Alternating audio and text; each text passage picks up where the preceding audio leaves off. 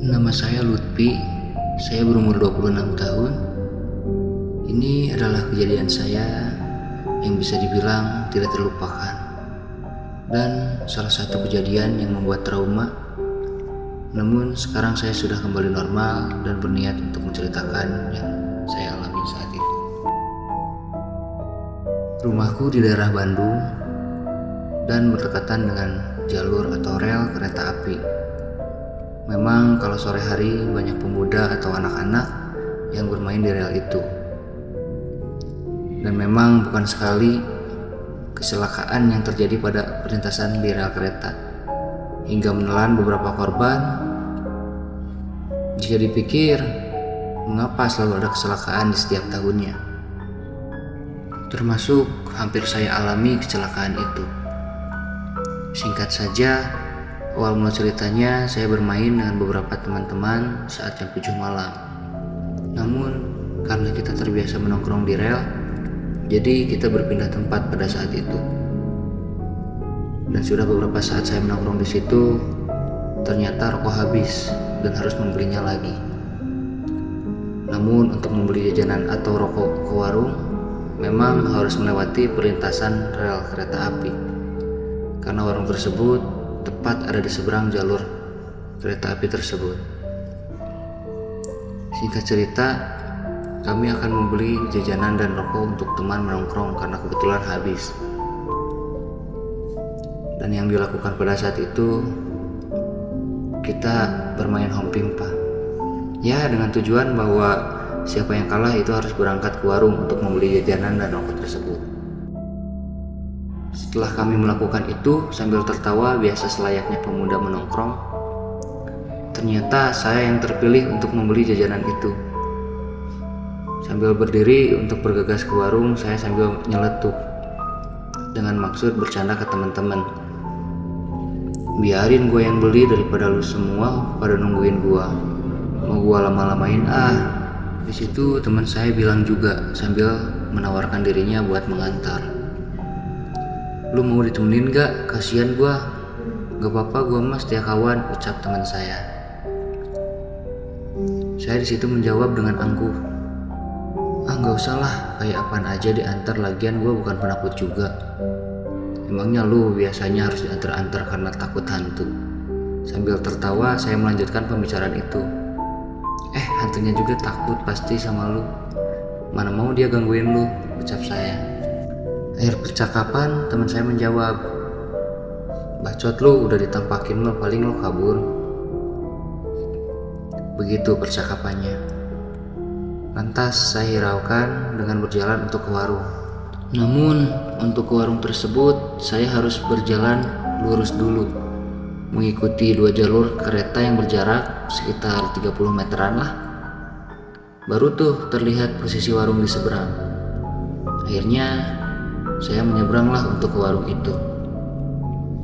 Singkat cerita, sesudah beres membeli rokok dan jajanan tersebut, saya kembali menyusuri rel kereta dengan jalur yang sama, yang bermaksud untuk kembali ke teman-teman.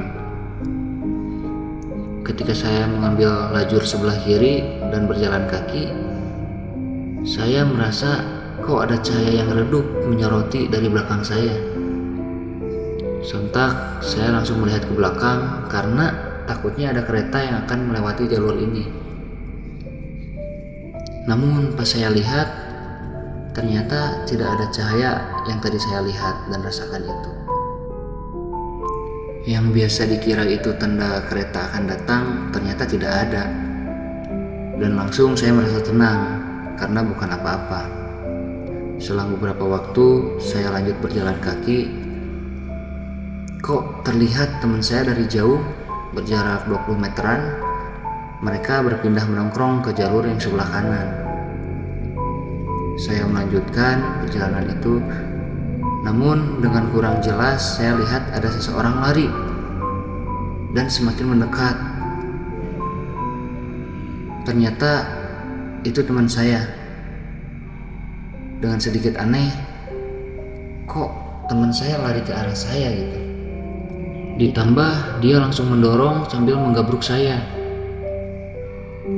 Di situ bisa dibilang saya blank lah. Karena heran juga, lumayan kencang saya lihat ternyata ada kereta yang melewati di jalur saya saat berjalan kaki tadi. Beberapa saat dengan heran, saya tiba-tiba merasa sakit karena jatuh terkena batu-batu rel. Dan saya lihat ke samping juga, ternyata ada teman saya yang sedang panik. Dan yang lebih bikin heran, saya lihat di sekitaran ada 6 orang warga yang sama panik juga sambil istighfar. Dan posisi mereka tepat di gang sebelah jalur perlintasan yang sedikit terlihat karena tertutup benteng. Di situ saya mulai sadar, dan akhirnya teman saya bilang, katanya dia berlari itu karena sebelumnya katanya teman-teman saya itu berteriak memberitahu bahwa di belakang saya akan ada kereta yang lewat. Begitupun warga yang berada di gang sebelah perlintasan, mereka juga berteriak untuk memberitahu saya. Namun katanya saya tidak menggubris sama sekali, seperti terlihat kosong dan tidak mendengarkan mereka bicara. Dan memang pada saat itu saya tidak mendengar apa-apa dan suasana terlihat aman-aman saja.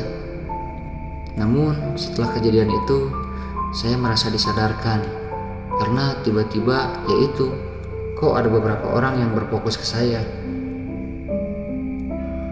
Di situ saya merasa kejanggalan karena benar-benar saya tidak mendengar apapun, dan saya sangat bersyukur karena masih diselamatkan sama Tuhan.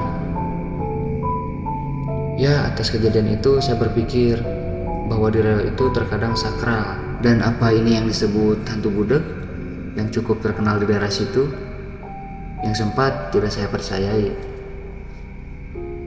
Inilah yang saya alami. Pada intinya saya berpesan untuk tetap fokus dan tidak diperbolehkan untuk bermain di rel kereta karena itu berbahaya dan bukan tempat untuk menongkrong.